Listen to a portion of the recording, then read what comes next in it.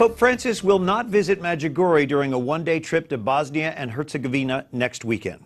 Medjugorje has been a pilgrimage destination since 6 people claimed to see Our Lady there beginning in 1991. The Vatican has not confirmed these reported apparitions.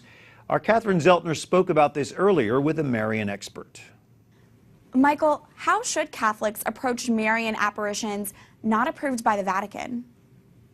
Well, it's very interesting because if you go throughout history, places like Lourdes and Fatima, they only became approved apparitions because of the groundswell of support for these apparitions. But it's really important that Catholics don't get too obsessed with apparitions and they focus on the ones that have really been approved by the Church. So how significant is it that Pope Francis won't be stopping by Medjugorje on his trip to Bosnia and Herzegovina next weekend?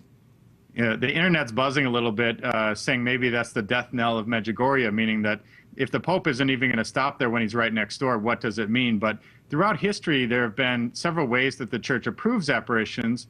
They've given official statements, they've given feast days, they've canonized visionaries. One of the ways is a Pope actually stopping by an apparition site. So if he were to actually walk on the apparition site, that would be equivalent to an approval of some sort. So they're being very careful about that. So Michael, as an expert on Marian apparitions, I'm curious, are there any recent cases that have been catching your attention? Well, it's interesting. If you go to my website, miraclehunter.com, I catalog about 2,500 apparitions. And one of the most popular parts of the website is the part where it shows the approval status of all the apparitions. But one of the ones that's very interesting that has a letter is one from Itaporanga, Brazil, that's deep in the Amazon.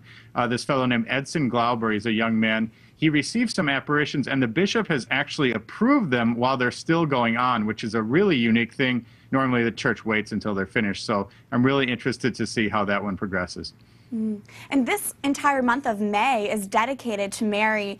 But how does the Church honor our Mother year-round? Absolutely. I think a lot of people take part in Marian processions and pilgrimages and May crownings this month. But when I wrote my book, 365 Days with Mary, I learned that throughout the year, there are devotions and commemorations each and every day somewhere in the world. So many local places have Marian celebrations and feast days throughout the entire year. Well, Michael, thank you for sharing your insight with us. It's great to speak with you. Thanks so much.